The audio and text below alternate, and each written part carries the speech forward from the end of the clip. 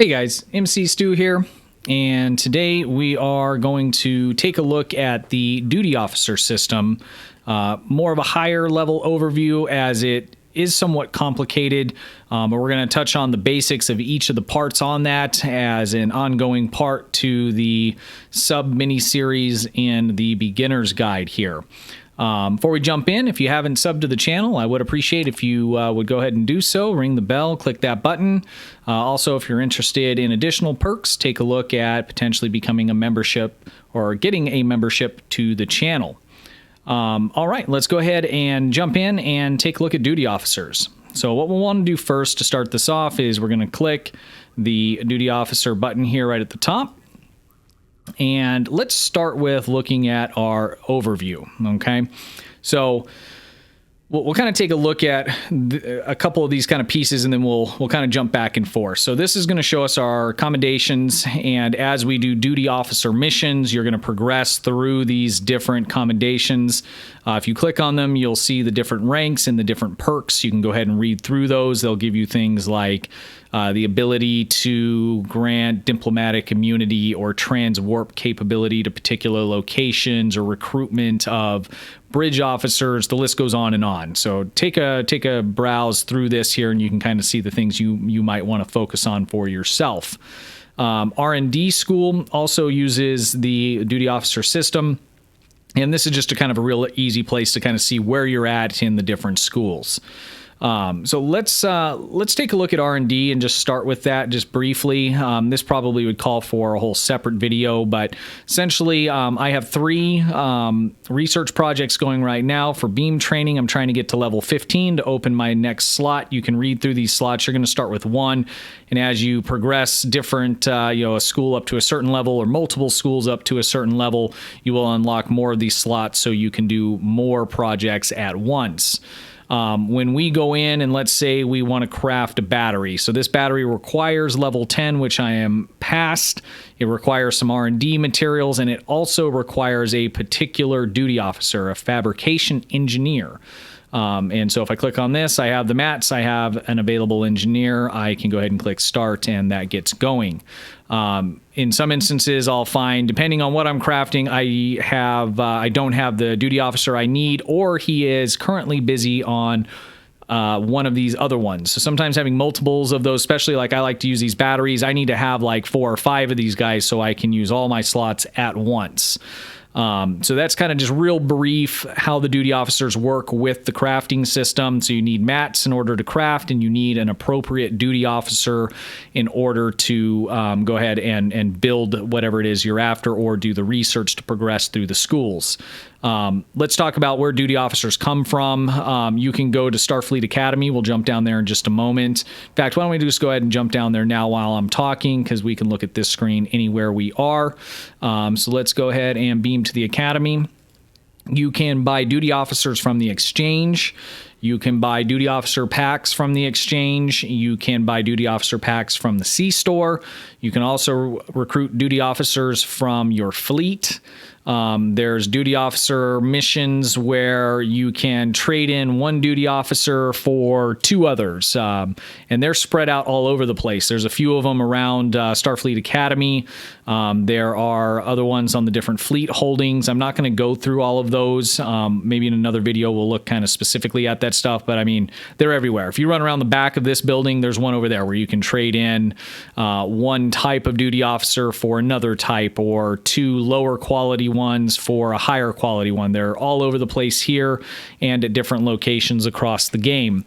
You can come down to this kiosk here, and this comes up every now and then as well as a universal endeavor, but we can talk to, let's see here, personnel officer, and we could say submit request, and we could pick any of these here. I'm just going to say let's go with engineering, and this pops up as a duty officer mission. It costs, what does it cost?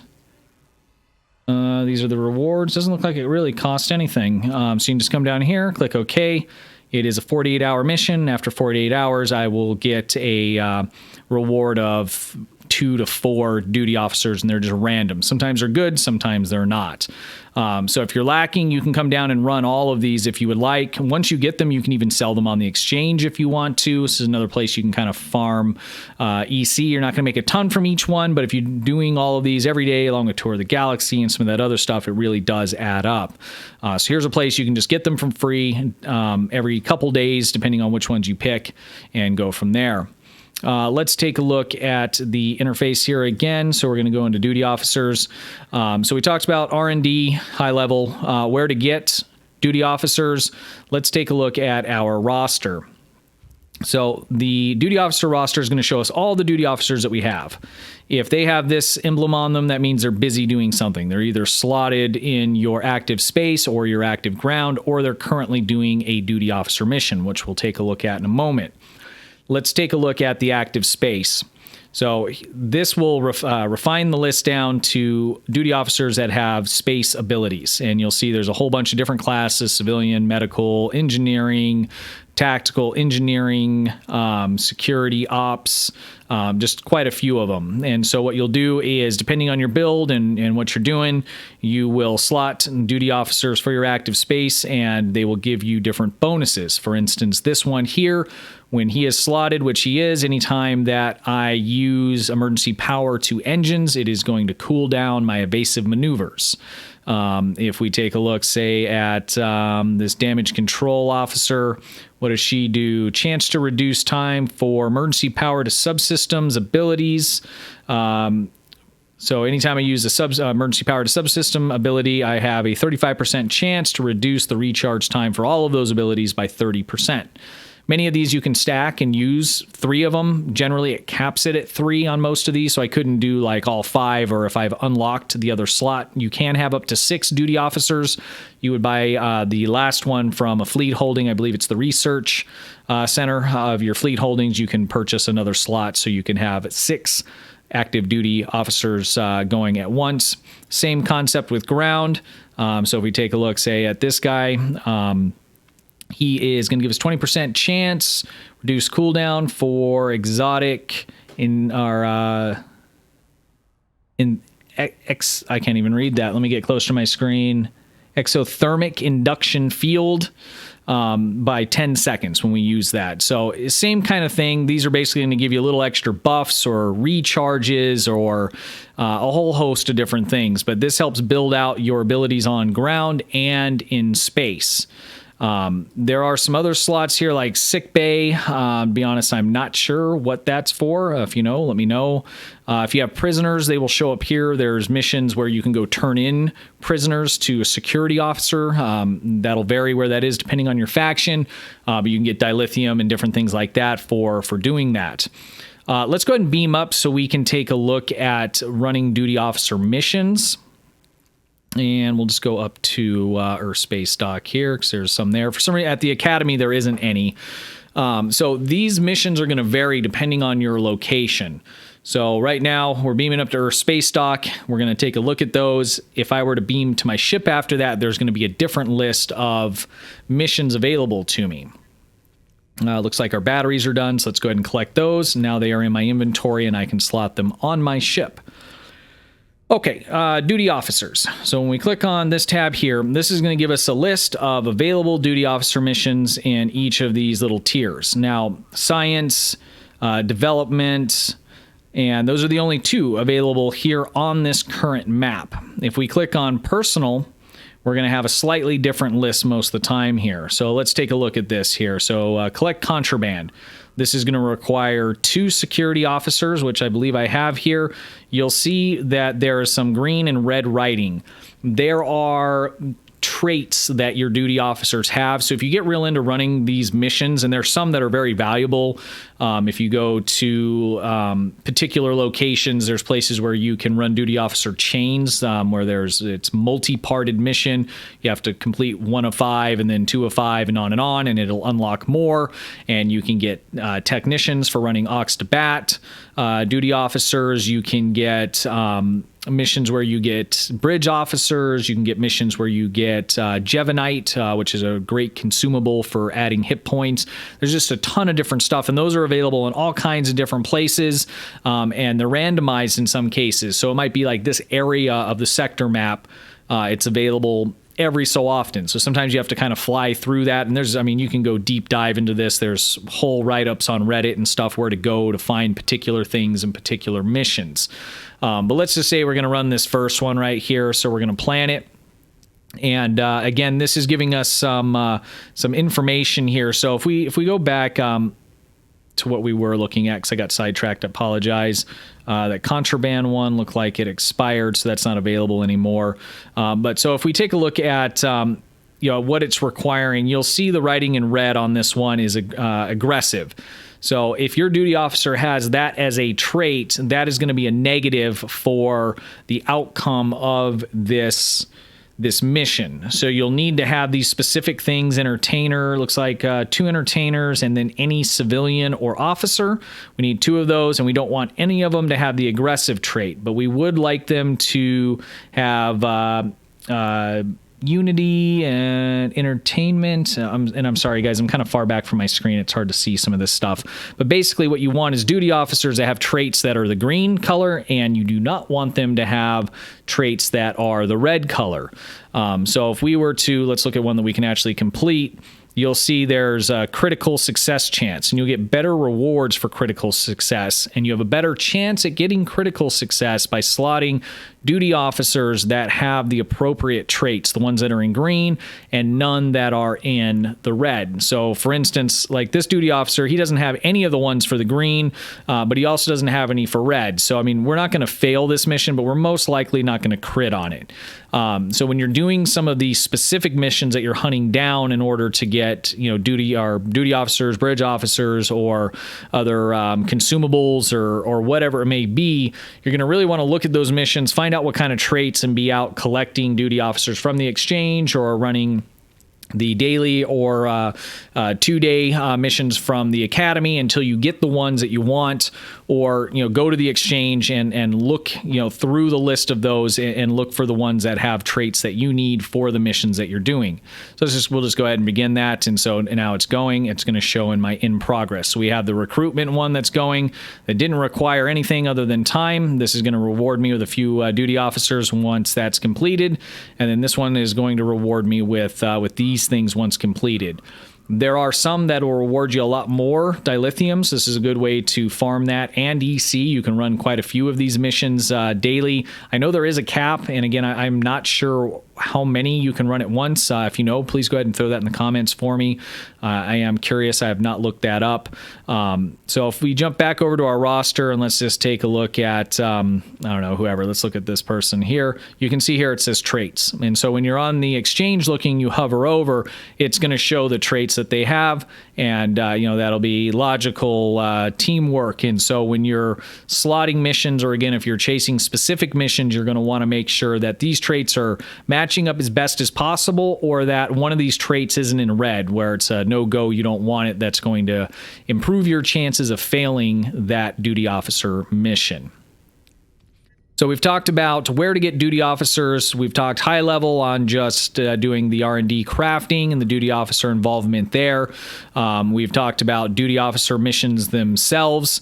And let's just go ahead and beam up to space so you can just kind of get a look here. So if we go up to space, there's going to be a whole new list of missions. As you cruise around sector space, these missions are going to vary greatly. There's some areas that are better for getting missions for diplomacy, and there's some that are better for science, and the list goes on and on and on. Another thing we should look at as well is a lot of these missions are going to require not just duty officers and say a little bit of EC, but some of them actually require these provisions, and these provisions are going to vary greatly as well. Many of these basic provisions, like this one, is requiring antigens. So if we click on replicator here and we scroll down just a little bit, you'll see there's a good amount of provisions that you can purchase from here. So a lot of these base projects, we can actually purchase these there. So like, let's look at this one here. This requires medical supplies. So let's buy a few medical supplies. I think we just need 5 of them for that one.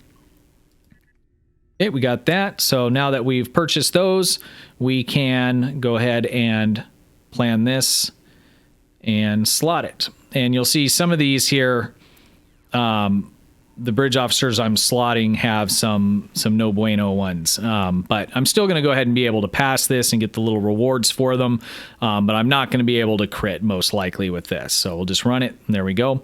There are other provisions like Ketracel White or Jevonite that can be obtained by running duty officer missions from talking to some of the Ferengis on Deep Space Nine. They'll require other provisions. So basically you're kind of trading in provisions you have for these other provisions that you cannot replicate, and they'll require a certain amount of time. Once you get those, then you can use them in some of these more in-depth mission chains.